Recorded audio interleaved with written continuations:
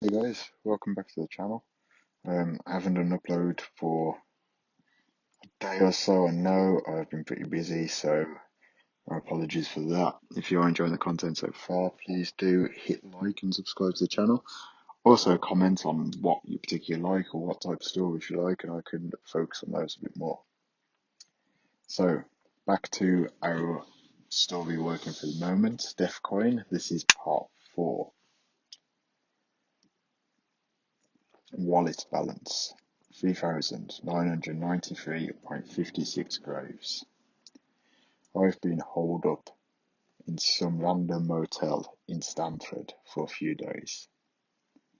It might be a shitty little room, but I don't trust Airbnbs. Yeah, call me whatever, but at least I know I'm not getting jumped in the motel. And they take cash. I took out a shitload of cash from the bank accounts to pay for everything, trying to remain off the grid as best as I can.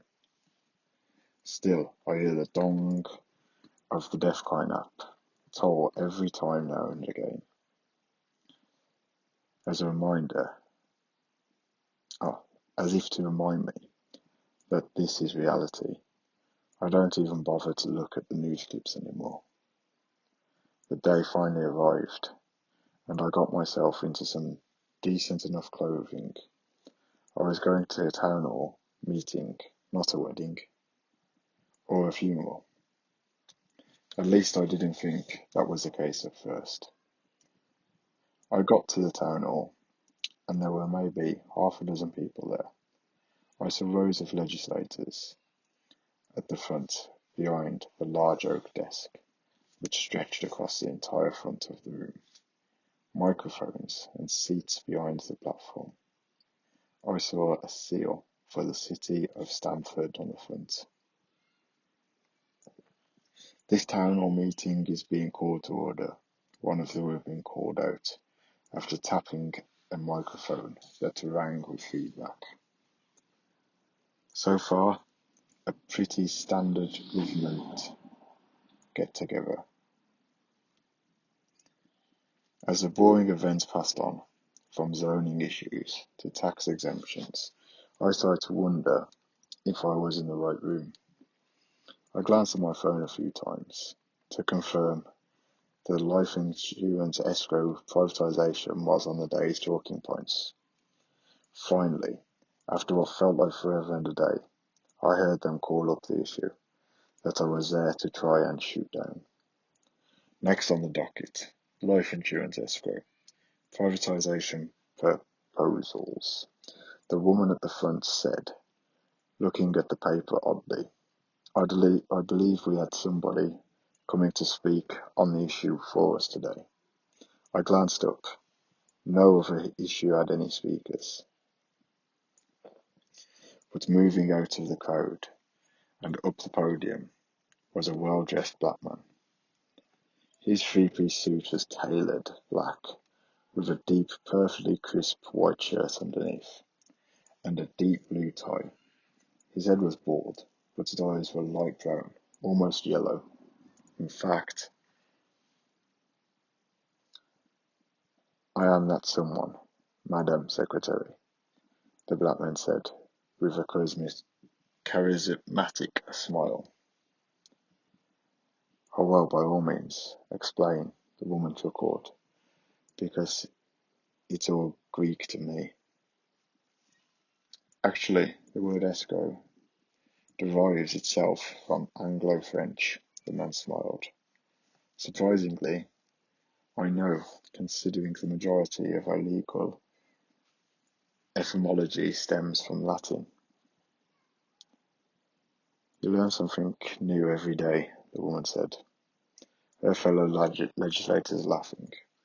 Allow me to introduce myself. My name is Lawrence Muritu, and I am an advocate. I am advocating on behalf of all private enterprises who wish to remove a bit of legislation burden from the state. Lawrence begins. I was getting worried. Who was this guy? Was this one of the triggers, or was it just a coincidence? The legislation before you has a simple task. Really, when life insurance comes due, but no one is there to collect, the state has traditionally held these funds in escrow accounts until a payee can be found. Lawrence explained. While interest does gather on such an account, it often finds itself shuffled into the background of clerical duties, and if a payee does come forward, it is difficult for them to collect or even be identified. This sounded like Deathcoin 1's pitch. Was it all just copy and paste of what he said, or was there more to this? By allowing privatisation, we are merely suggesting removing the burden of such legislation responsibilities to private entities who deal with escrow accounts on the regular. Basically, just letting the banks who hold the escrow accounts manage the accounts. Lawrence suggested, smiling. That's our entire pitch. Well, that sounded simple enough, the secretary said, smiling. Do you have any questions? An older man next to the secretary leaned forward. He was easily in his 60s, probably older, his gruff voice coming over the microphone just barely. Now, son, surely this isn't some free service. What payment would you derive from shouldering this burden? Lawrence smiled. Interest rates would pay for the program itself. Again, as we already handle a number of escrow accounts, adding a few more wouldn't cost us much, but would provide us with added interest. Interest that the state wouldn't, the man shot back. I smiled and thought, yes, get him. Lawrence nodded. Yes, interest that to the state pays for little, and if anything we found goes unaccounted for. For the state, it's a little to nothing for us at the bank. It provides us with capital. In an odd twist, we have found that the cost of administration for the state outweighs the benefit of netting by the interest, Lawrence explained expertly. And say, should a payee be found, you'll just give up this capital? The older man asked. Absolutely, as the state does. That is the nature of the escrow account.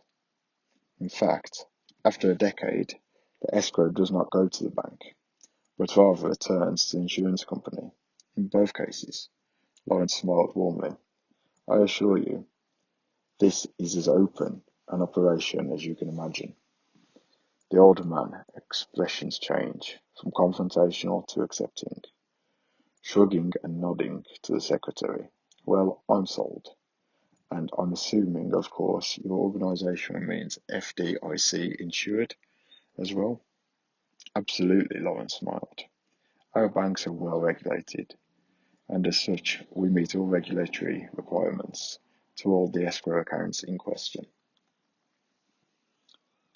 There was some minor murmuring before the secretary at the front looked around. Well, any other comments? As if no cue, my phone gave a notification of a nosleep. The loud dong resounding from my phone. Shit, I forgot to silence it. My face went pale as I saw the message. Test. This is only a test notification. Please disregard. End of news clip. Why were they testing? I looked up, and there, staring right at me, was Lawrence. His expression was stern. His eyes looked locked on mine. I believe I was the only one scheduled to speak, unless somebody else has something to add, Lawrence asked.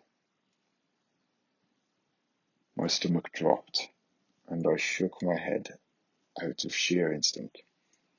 Thank you, Mr. Mewtwo, the secretary said with a smile. Thank you to all for your time, Lawrence said as he stepped down from the podium, approaching me. I stood up, gathering my things as quickly as I could. But when I looked up, Lawrence was face to face with me. His eyes locked on mine firmly, fearlessly. Hi, I said, not sure what to say. I must ask you if you took my advice regarding TBD11, he asked. I'm afraid I don't know anything about that Discord screen name, I said, turning from him. I've got to go. I've got what I needed. Lawrence cut me off. I never mentioned the Discord, he said flatly. I froze. I was panicking, and in my haste to get out of there, I just fucked up.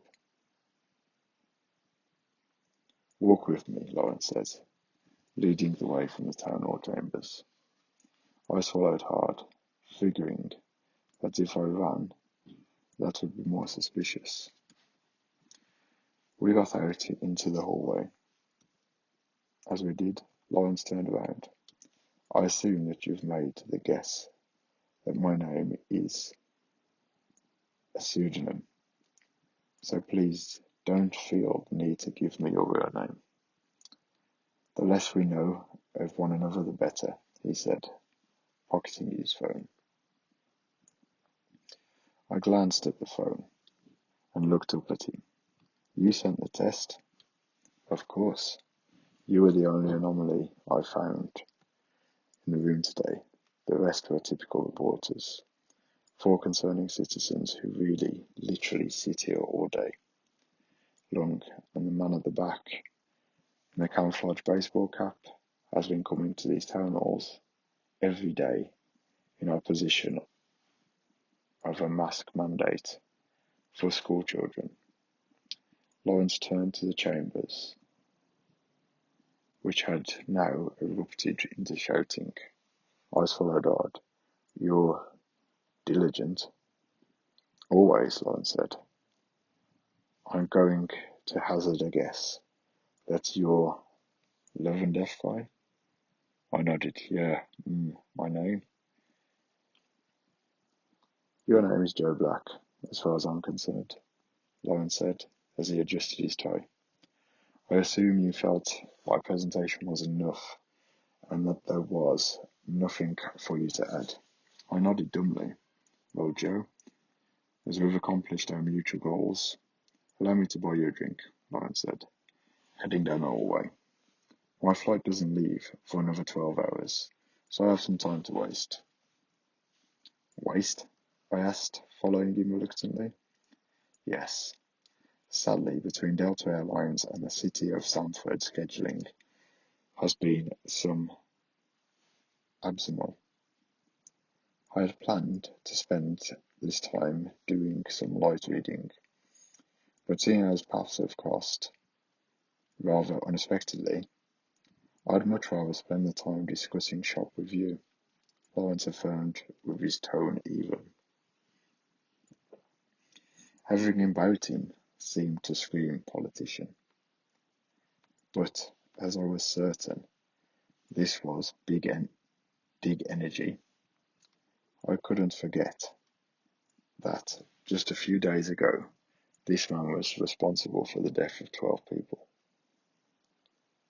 Soon we found ourselves at a bar and a restaurant, a pretty high-class looking place, with low lighting and large private booths. Lawrence smiled to the host. Good evening, my good man. He handed him a 50. If you wouldn't mind putting us towards the back, we have some business we'd prefer to discuss out of prying ears. The host just smiled, taking the 50. Follow me, sir. The host led us to the back and sat us at a large booth with empty booths all around it. We're not serving this section today, but I'll have Melody know her table, the host smiled. Have a good afternoon. Slick, I said once the host was out of earshot. Money affords many advantages. You need only take them, Lawrence explained. So, finding digging a bit difficult as of late? I gave a weak nod. It's not a job for everybody, by all means. I find myself unique in that I prefer to handle both tasks. Lawrence said, smiling to the waitress who came by. Ah, Melody, I presume. The waitress beamed to us, her curly brown hair styled well and her green eyes flashing to us. Likely because Lawrence had already established himself as a heavy tipper. The very same. And who do I have the pleasure of serving today? She said, in a flirty tone, pulling out a pad and paper. Before I could answer, Lawrence spoke for me. This is my associate, Joe, and I am Lawrence, he says, offering his hand. Melody smiled, shaking it. Pleased to meet you both. Disarana on the rocks, please. Lawrence turned to me. Oh, I wasn't sure what to order. Let's start by flabbergasting my friend with a Bloody Mary. And we'll go from there, Lawrence said, in a charming tone. Melody beamed back. Sounds great. I'll get those drinks for you right away. Once Melody was gone, Lawrence was all business again. His smile vanished, his tone even, unchanged. Are you trying to perform the dual role as well? If so, it would be best we communicate as to not waste our efforts by appearing in the same place at the same time, Lawrence reasoned. Many hands make light work. I nodded, yeah. You seem rattled, Lawrence found. Being easily rattled is often a sign of sloppiness. Are you under any suspicion? Lawrence asked, raising a single eyebrow. I shook my head. No, not under suspicion. Just as the first time I've ever met a killer. That's the first thought that popped into my head. I was sitting next to having a pleasant conversation with a mass murderer. Sure, he was composed and prim proper, but he was still a murderer. 20 people died the last time this guy pulled the trigger, and God knows what else he did before that. Worse yet, it seemed like Lawrence was just the sort to sit cheerful next to Hannibal Lecter, discussing the flavour palettes of the meat of the human liver, like it was typical Tuesday evening. Taken a life, Lawrence said. Sorry, you seem to be off on your own there. Lawrence cracked a half smile. Rather rude of you. Yeah, I stammered. You strike me as one who communicates best behind a keyboard, Lawrence smiled. As our drinks arrived, thank you so much, Melody. Any time, Lawrence Melody winked. You guys need anything, just wave. I'll keep an eye out for you. Melody said flirtatiously as she left. Lawrence smiled, remained until Melody left. Faces are important. Joe, how false one's face is can tell you everything you need to know about somebody. How so? I asked. Well, for example, how to catch somebody in a lie, Lawrence said, his face deadpan. I felt blood drawn from my face. What do you mean? There are 1,001 ways to tell a lie, Joe, Lawrence said. But that is the rub, isn't it? It's almost impossible to tell a lie because of how many ways there are about it. Lawrence took a sip of his drink, pausing to do so. I did the same, not sure how Lawrence could have even guessed I loved Bloody Mary in the first place. Take our lovely server at this precise moment behind the bar, Thinking she's out of sight, Lawrence mentioned to the bar. Don't look right at her. Just at the corner of your eye. Keep your line of sight on me. I did as Lawrence asked, and at the corner of my eye I spotted her. Melody was leaning over the bar, talking to the bartender, her face drawn and her posture slacked. That's her true attitude. Fed up with customers like you and me. Likely even displeasing us half the time, Lawrence explained. But as soon as money comes to view, she's bright, chipper, and flirty and bouncy. I nodded, turning my full attention to Lawrence. So I must study a person, get to know their normal behaviours and attitudes, Lawrence continued. Learn the mannerisms one exhibits when they speak the truth, and then when they place their liar's mask on. It becomes far more obvious, Lawrence said as he took a sip of his drink once more. I took a sip as well, unable to hide my nervousness. To spot a lie, Lawrence said, now smiling wickedly. Learn to spot the truth. I gave a nod.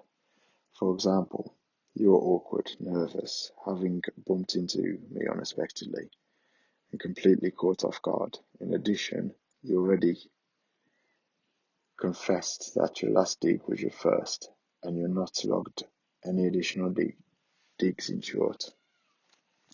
You are terrified, and possibly even guilt-stricken. Lawrence chuckled softly. So I know if you were lying, the second you tried. I frowned. How so? Because you suddenly tried to be calm and cool and collected, Lawrence said, finishing his drink. I looked down at my drink, having no clue what to say or to do. Lawrence heard me like a book, and the only saving grace was that I wasn't outright lying about anything. I was terrified, and this was my first time dealing with death, and I did feel at partially responsible for the two men who died to net me 1,500 graves. If you wish to continue following the avenue of trigger, might I suggest you do so by speaking to a mutual friend, Lawrence said, pushing a small card towards me. The card just had a number on it, with the initials DCM1. I looked at the initials and then realised they stood for wait. Is that? Before I could finish, Lawrence moved his finger to his lips. To answer your question, yes. As far as I'm concerned, you're vetted. I nodded weakly. It gets easier, Joe. That's much I can promise, Lawrence said as I pulled out a pair of $100 bills, leaving them on the table. In the meantime, why not get some lunch? On me, of course. I trust you'll leave the rest for our waitress. Sure, I stammered as Lawrence got up to his feet. It's certainly interesting meeting you, Joe, Lawrence said politely. Let us hope that next time we meet, it is intentional, yes? I nodded with that. Lawrence had left. This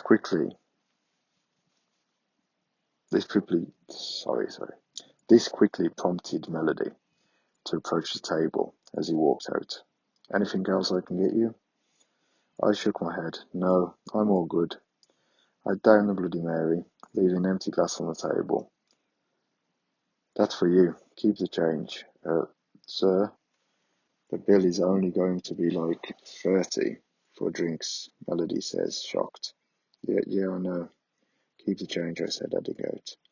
Thank you so much, Melody called out after me, as I put a good distance between the restaurant and myself. I looked back and forth on the street, but Lawrence was nowhere to be seen. My phone then rang. It's a private number. I picked up cautiously. Hello? Good work, Joe, says Agent Waterson. My stomach dropped again. You've only got one last thing to do, and then you'll be home free. Got it? Agent Watson instructed. What's that? I asked, heading down the street, making my way towards a taxi. Agent Watson's came through with the weight I wasn't sure I could carry. Call the number. Hey guys, so that's the end of part 4 of the Deathcoin story series. I hope you enjoyed this. Please do leave a like and subscribe to the channel, and I will try in the coming days to get more of this story added.